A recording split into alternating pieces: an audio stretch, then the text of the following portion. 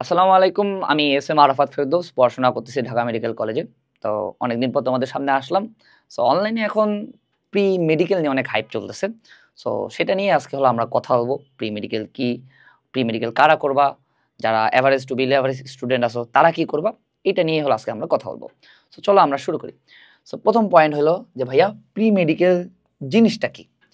Pre medical মানে হলো যে মেডিকেল অ্যাডমিশনের টাইমে তুমি পড়াশোনার যে প্রেশারটার সাথে পরিচিত হবা, সেটার সাথে আগেভাগে একটু পরিচিতি করে রাখা, কোন টাইপের কোয়েশ্চেন মেডিকেল ভর্তি পরীক্ষায় আসে সেটা সম্পর্কে জানা রাখা, পাশাপাশি মেডিকেল অ্যাডমিশনের জন্য তোমাকে কি কি পড়তে হবে, কি কি বাদ দিতে হবে, এগুলো হলো জানা।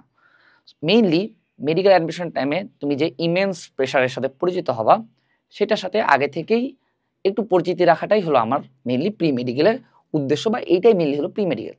কারণ মেডিকেল অ্যাডমিশন যেটা আছে, তুমি একটা জিনিস জানো, বাংলাদেশে যতগুলা পাবলিক এক্সাম হয় তার মধ্যে সবার শুরুতে হয় হলো আমার মেডিকেল অ্যাডমিশন টেস্ট বা ম্যাট। এই জিনিসটার জন্য তুমি সর্বসা করলে 4 মাস সময় পাবা, বা আমি যদি ধরে নিই ম্যাক্স এইচএসসি 26 ব্যাচের ক্ষেত্রে যদি ধরে নিই যে একদম ম্যাক্স যদি তুমি সময় পাও, সেটা হলো 4.5 মাস, এর বেশি না। বাট এই 4.5 মাস সময় পাওয়ার চান্স ক্লোজ টু 5%।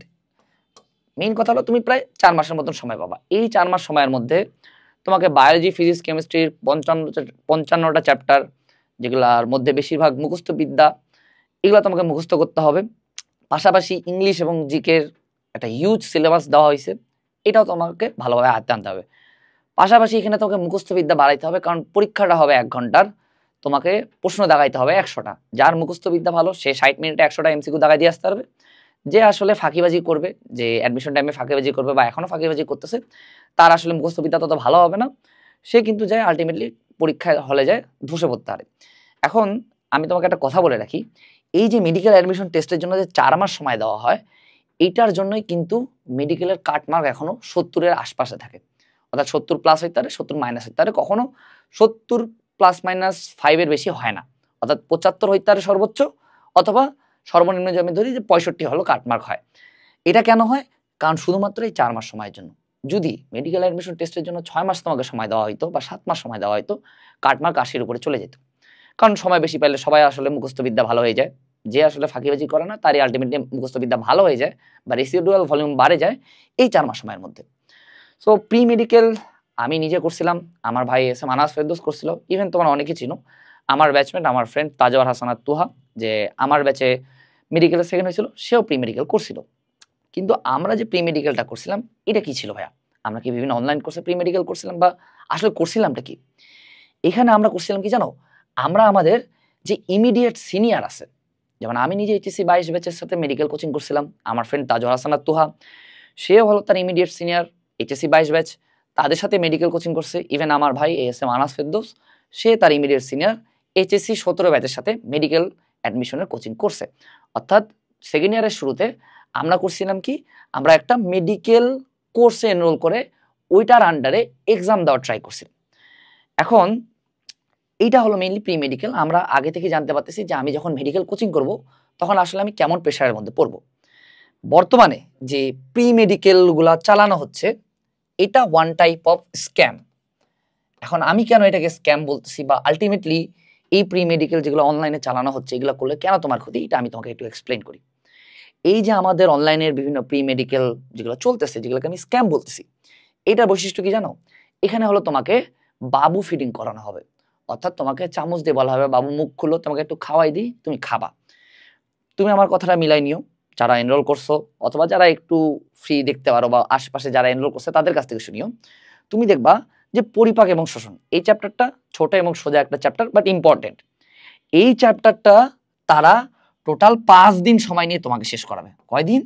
5 দিন সময় নিয়ে তোমাকে শেষ করাবে।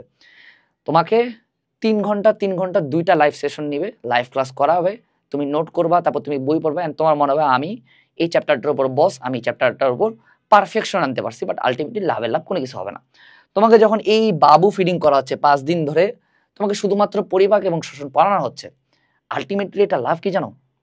আলটিমেটলি যখন তুমি মেডিকেল অ্যাডমিশন টেস্টে বসবা, তখন তুমি দেখবা এই পরিপাক এবং শোষণ, সাথে ইংলিশের একটা বড় টপিক, সাথে জিকের একটা বড় টপিক সহ তুমি ইন টোটাল সময় পাবা হলো 16 ঘন্টা।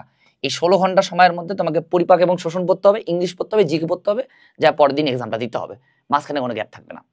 একটা পোলা যে এই 5 দিন ধরে এই পরিপাক এবং শোষণ খালি পড়ছে, ও যখন হঠাৎ করে মেডিকেল অ্যাডমিশন টেস্টে বসার জন্য প্রিপারেশন নিবে, ও যখন যায় দেখবে হায় হায় আমাকে 16 ঘন্টার মধ্যে শেষ করতে হবে, আসলে 24 ঘন্টা সময়, এর মধ্যে 8 ঘন্টা ঘুম ধরে নিলাম আমি, 16 ঘন্টা সময়ের মধ্যে এত কিছু শেষ করতে হবে, সে তখন আসলে অনেকটা কোল্যাপস করে যায়, মানে বুঝা পায় না যে আমি কি করব বা কি করব না।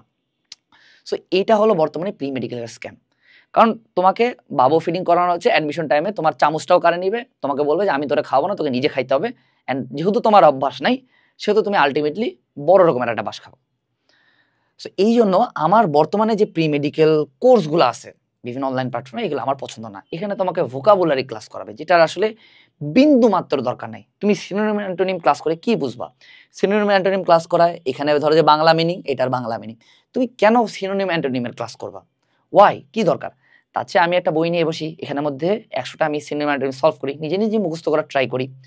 অ্যাপ্রোপ্রিয়েট প্রিপোজিশনের কিছু রুলস লাগে, এগুলো দেখাই দিলে হয়, কিন্তু না, বাবারা তোমাকে অ্যাপ্রোপ্রিয়েট প্রিপোজিশন হলো তোমাদের হলো ক্লাসে হলো বোঝানোর চেষ্টা করবে, মুখস্থ করাবে। কিছু রুলস লাগে অ্যাপ্রোপ্রিয়েট প্রিপোজিশন, সব না, বেশিরভাগ জিনিসই অ্যাপ্রোপ্রিয়েট প্রিপোজিশনের মুখস্থবিদ্যা।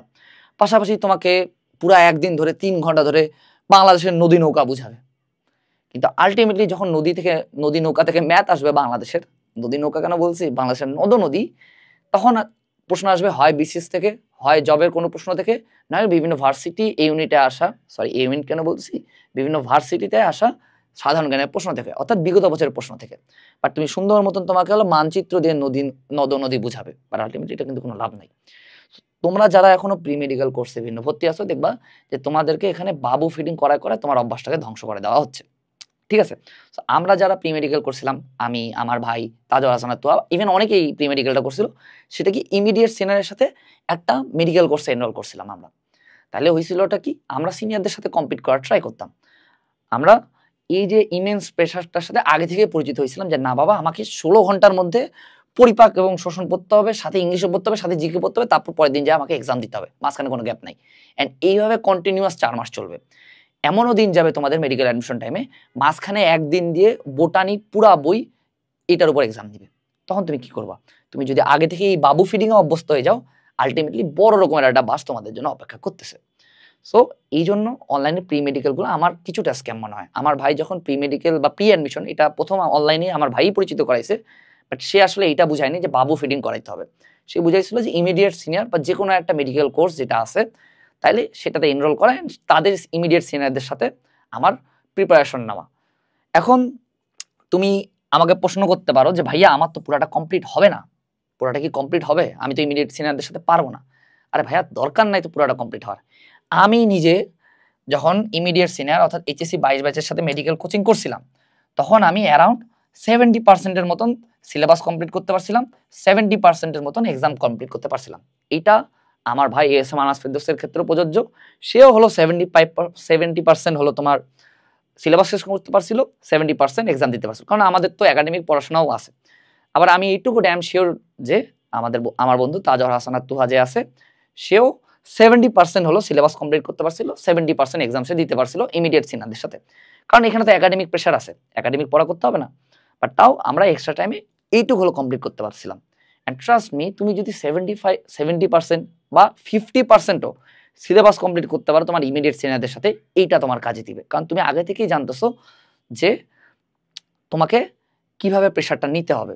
একটা মানুষকে যদি তুমি প্রতিদিন যায় 5টা করে চর মারো, 15 নাম্বার দিনে ওই মানুষটা তোমাকে নিচ থেকে গালটা বাড়াই দিয়ে বলবে যে ভাই তাড়াতাড়ি 5টা চর মারেন, আমার অন্য কাজ আছে। সো এই জন্য এইটাই হলো মেইন প্রি মেডিকেল। বর্তমান যে প্রি মেডিকেলগুলো আছে, এগুলাতে বাবু ফিডিং করে তোমাদের অভ্যাসটা নষ্ট করে দেওয়া হচ্ছে। সো এখন একটা বড় প্রশ্ন যে ভাইয়া আমরা যারা প্রি মেডিকেল করতে চাচ্ছি আপনার মতো, কারা করব? এটা আমি তোমাদের ক্রাইটেরিয়া বলে দিচ্ছি। প্রি মেডিকেল করবা হলো তোমরা যারা 50-60% সিলেবাস কমপ্লিট করছো। কি বললাম? 50-60% একাডেমিক সিলেবাস যারা কমপ্লিট করছো, তারা ইমিডিয়েট সিনিয়রদের সাথে কম্পিট করতে পারো, তাদের সাথে কোচিং করতে পারো, এটাতে কোনো সমস্যা নেই। পাশাপাশি তোমরা পড়াশোনার একটা ফ্লো এর মধ্যে আসো। কিসের মধ্যে? ফ্লো এর মধ্যে, অর্থাৎ তোমাকে বলতে লাগে না যে ভাই এখন তুই পড়।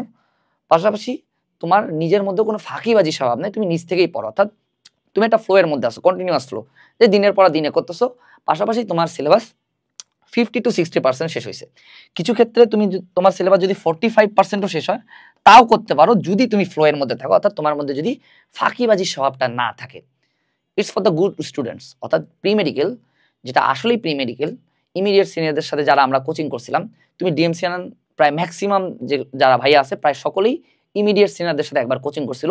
তারা কেউ 100% কমপ্লিট করতে পারেনি, বাট কিছুটা হলেও কমপ্লিট করতে পারছিল, এটাই আলটিমেটলি তাকে অ্যাডমিশন টেস্টে কাজে দিছে। সো এইটা গেল হলো আমার ক্রাইটেরিয়া যে কারা কারা প্রি মেডিকেল করতে পারো এইভাবে ইমিডিয়েট সিনিয়রদের সাথে। ঠিক আছে, এখন ভাইয়া ঠিক আছে আমি বুঝলাম আমার সিলেবাস মোটামুটি 40-60% শেষ হয়েছে, আমি একটা পড়াশোনা ফ্লো এর মধ্যে আছি, এখন আমি আসলে ইমিডিয়েট সিনিয়রদের সাথে মেডিকেল কোচিং করতে যাচ্ছি। তাহলে এখন সলিউশনটা কি? তুমি যদি এখন বাপকে যা বলো যে বাবা আমাকে 20,000 টাকা দাও, মেডিকেল কোর্সে ভর্তি হবো, বাবা হলো কানে নিচে একটা জোরে চর বসাই দিবে, কারণ এখন তো আমার বাবাও আসলে এটা গুরুত্ব বুঝবে না, ওনারা আগের যুগের মানুষ।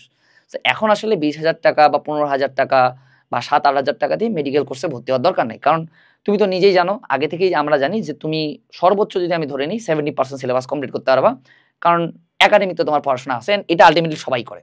আমি নিজেও তো 70% কমপ্লিট করতে পারছিলাম, সবাই এটা, কারণ একাডেমিক পড়াশোনা তো থাকে। সো এই জন্য সলিউশনটা কি ভাইয়া? সো এবার আমাদের হালকেনস্টাইনের ফুল মেডিকেল কোর্স যেটা আছে, এটা প্রাইস হলো তোমার 2865 টাকা। কিন্তু তুমি যদি 17 আগস্টের মধ্যে MED25 এই কুপনটা ইউজ করো, MED25, তাহলে এই কোর্সটার উপর তুমি 25% ডিসকাউন্ট পায়ে তুমি এই কোর্সটা 2100 টাকায় এনরোল করতে পারবা। এখন এই কোর্সে ভাইয়া আছে কি কি? এক হলো এখানে বেসিক টু অ্যাডভান্স লেভেলের ক্লাস আছে, তুমি এই ক্লাস করলে তোমার আর কোনো কিছু লাগবে না। 2, প্রতিটা চ্যাপ্টারের উপর, এভরি সিঙ্গেল চ্যাপ্টারের উপর প্রায় 300টা MCQ এর উপর এক্সাম আছে, অর্থাৎ তোমার কিছু কিছু এক্সাম হবে যেগুলোর মার্ক থাকবে 300। তুমি এই 300টা MCQ সলভ করলে ওই চ্যাপ্টারের উপর আর কোনো MCQ থাকে না কিন্তু। তারপর তুমি এখানে ইউনিভার্সাল PDF পাবা, যেটা হলো এরিয়া মার্কিং করে এক্সট্রা রাইটার ইনফো অ্যাড করে দেওয়া আছে। পাশাপাশি সব থেকে ইউনিক জিনিস হলো এখানে তুমি 24/7 হলো মেন্টরশিপ পাবা, অর্থাৎ যে কোনো তোমার প্রশ্ন, যে কোনো তোমার ঝামেলা, সেটা ফ্যামিলিয়াল হোক অথবা সেটা তোমার এমনি পড়াশোনা রিলেটেড হোক, তুমি এটা নিয়ে মেন্টরশিপ সাপোর্ট পাবা।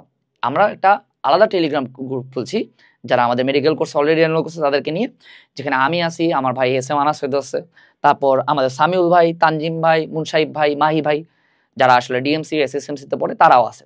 সো তুমি চাইলে আমাকে ডিরেক্টলি কোয়েশ্চেন আস্ক করতে পারো, এন্ড আমরা সেগুলোর সলভ দেওয়ার ট্রাই করবো। ঠিক আছে, সো এই মেডিকেল কোর্সে যদি তুমি এনরোল করো, এন্ড তুমি যদি, আমি বলতেছি আমার কথাটা মিলাই নিও, 50% যদি কমপ্লিট করতে পারো, কি বললাম, 50% এক্সাম বা 50% ক্লাসও তুমি যদি কমপ্লিট করতে পারো, তাহলে তুমি অন্যদের থেকে প্রায় 100 গুণ বেশি আগায় থাকবা।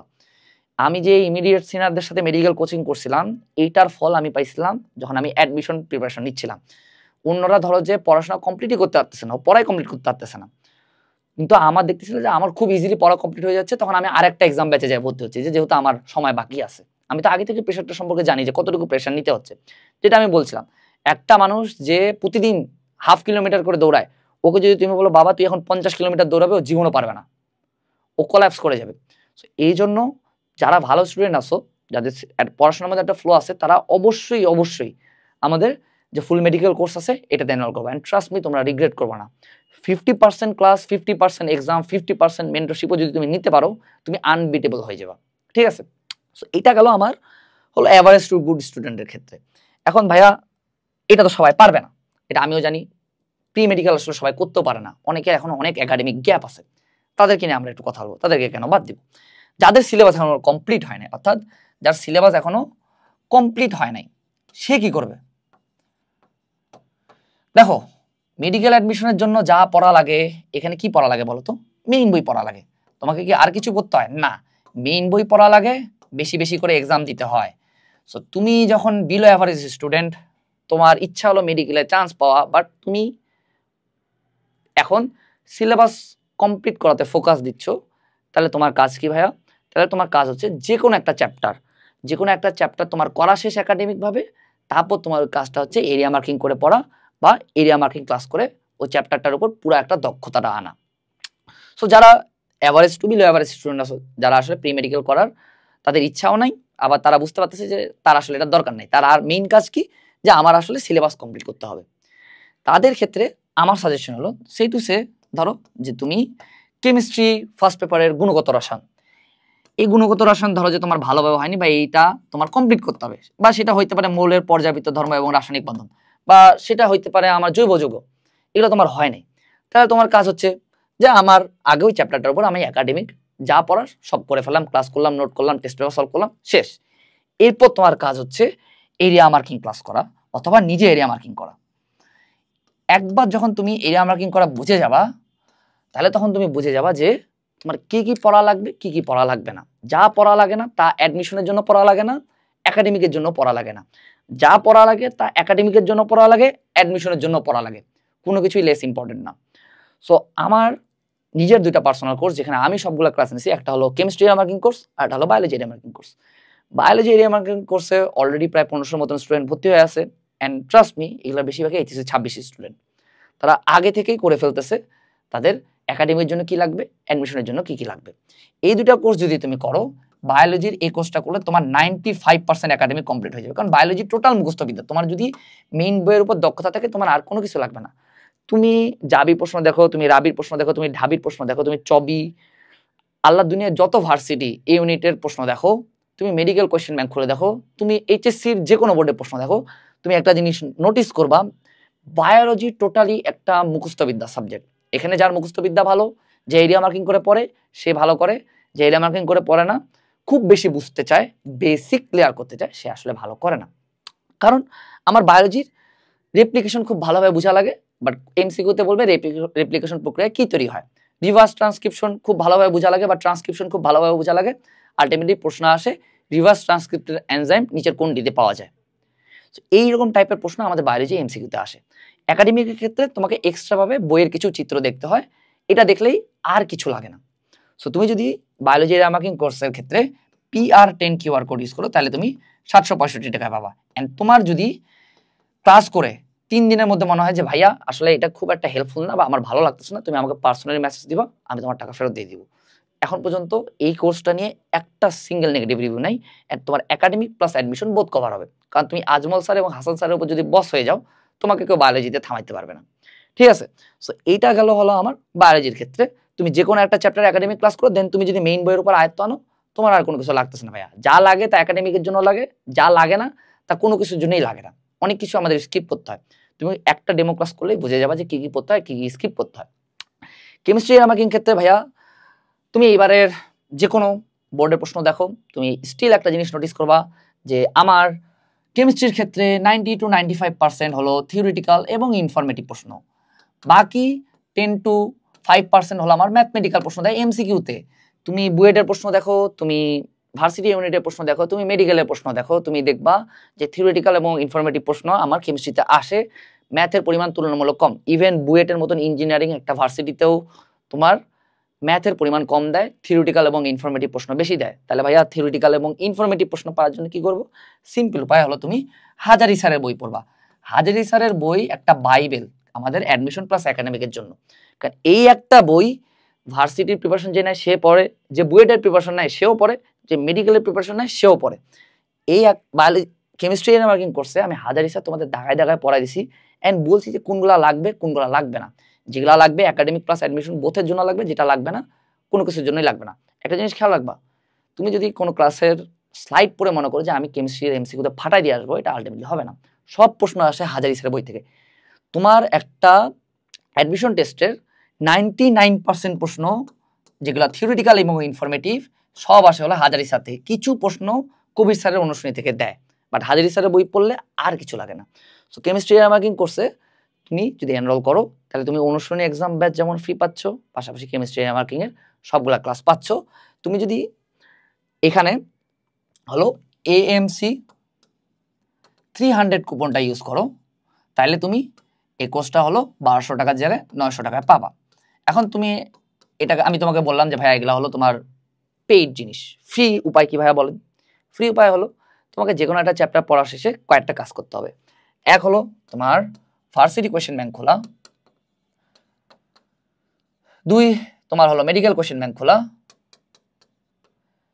3 হলো তুমি যদি ইঞ্জিনিয়ারিং অ্যাসপিরেন্ট হও ইঞ্জিনিয়ারিং কোয়েশ্চেন ব্যাংক খুলবা, বাট আমি জানি ইঞ্জিনিয়ারিং অ্যাসপিরেন্ট মানুষজন কমই হয়, বাট তোমাকে HSC প্রশ্ন দেখতে হবে। তুমি তাহলে বুঝতে পারবা যে কি কি লাগে কি কি লাগে না। কিছু কিছু ইনফো আছে যেগুলো আমার সব সময় লাগে, যেগুলো জায়গা থেকে বিগত বছর প্রশ্ন আসছে, কিছু কিছু ইনফো আছে যেগুলো আসলে আমার বিগত বছর ভর্তি পরীক্ষায় আসে নাই, বাট আসতে পারে, ইম্পর্টেন্ট, সেগুলো হলো তুমি বুঝে যাবা। সো এই 3টা কাজ করার পর যখন তুমি মেইন বই দেখবা তখন তুমি বুঝে যাবা যে কি কি পড়া লাগবে আর কি কি পড়া লাগবে না। এটাই হলো এরিয়া মার্কিং করে পড়া। আমাদের একটা বইয়ের ক্ষেত্রে সবকিছু লাগে না। আমাদের 70% ইনফো খেয়াল রাখা লাগে, প্রায় 30% ইনফো কখনোই কোনো পরীক্ষায় আসে না। সো এখন যারা average to below average student আছো তারা চাইলে এই কাজ করতে পারো, অথবা এই 2টা কোর্সে এনরোল করতে পারো। আর হ্যাঁ, একটা কথা বলে রাখি, মেডিকেল অ্যাডমিশন টেস্ট খুবই কম্পিটিটিভ একটা এক্সাম। তুমি যদি এখনো সাবধান না হও, এখন থেকে যদি একটু পড়াটাকে আগায় না রাখো, এই 4 মাস সময় আসলে ভাইয়া হয় না। যদি মেডিকেল অ্যাডমিশনের জন্য প্রিপারেশনের জন্য আমার 6 মাস সময় দিত, তাহলে কিন্তু কাটমার্ক অনেক উপরে উঠতো, অনেক মানুষ চান্স পেত। কিন্তু এই সময়টা যেহেতু 4 মাস, অনেক কম। সবার প্রথমে এক্সামটা হয়, অ্যান্ড সব থেকে ডিফারেন্ট স্টাইলের কোশ্চেন হয় এখানে। কারণ এখানে ফিজিক্স যেটা আছে এটা হলো লুথা সাবজেক্ট, এখানে কোনো ম্যাথ দেয় না মেডিকেলের ক্ষেত্রে। পাশাপাশি বায়োলজি এবং কেমিস্ট্রি এগুলোও মুখস্থ বিদ্যার, মানে এই এক, আবার তুমি হায়ার ম্যাথও করবে না, তখন আলটিমেটলি অনেক জায়গায় চান্স মিস যায়। যেহেতু আমি মেডিকেলে চান্স পাইতেই চাই, তাহলে আমার এখন থেকে একটু সাবধান হইতে হবে, এখন থেকে এরিয়া মার্কিং করে পড়তে হবে। এখন থেকে আমি যেভাবে বলতেছি এইভাবে পড়ার ট্রাই করবা, ইনশাল্লাহ তোমার মেডিকেল কলেজে চান্স হবে। বাট একটা কথা খেয়াল রাখবা, মেডিকেলের প্রিপারেশন নেওয়ার পর যদি মেডিকেলের চান্স মিস যায়, তারপর অন্যান্য ভার্সিটির টিকা একটু কঠিন, কারণ তুমি হায়ার ম্যাথ করবা না, তুমি ফিজিক্সের ম্যাথ করবা না, এগুলো কিন্তু আগামী 4 মাস অ্যাডমিশন টাইম তুমি করবা না। তারপর হঠাৎ করে দেখলে মনে হবে যে কনফিউজ টুঙ্গা বুঙ্গা। এই ভিডিওটা এই পর্যন্তই। তোমার যদি কোনো প্রশ্ন অথবা জিজ্ঞাসা অথবা কোনো যদি সাজেশন লাগে, তাহলে আমাদের হালকেনস্টাইন ফ্যামিলি গ্রুপ আছে, এখানে পোস্ট করতে পারো। আবার আমার ফেসবুক আইডি আছে ASM আরাফাত ফেরদৌস, এখানেও মেসেজ দিতে পারো। আর আমাদের যে গ্রুপটা আছে হালকেনস্টাইন ফ্যামিলি গ্রুপ, এখানে তুমি যদি অ্যানোনিমাস পার্টিসিপেন্ট হয়েও প্রশ্ন করো, আমি সেগুলো রিপ্লাই দেওয়ার চেষ্টা করি। সো ঠিক আছে, আমার জন্য দোয়া করিও। আসসালামু আলাইকুম।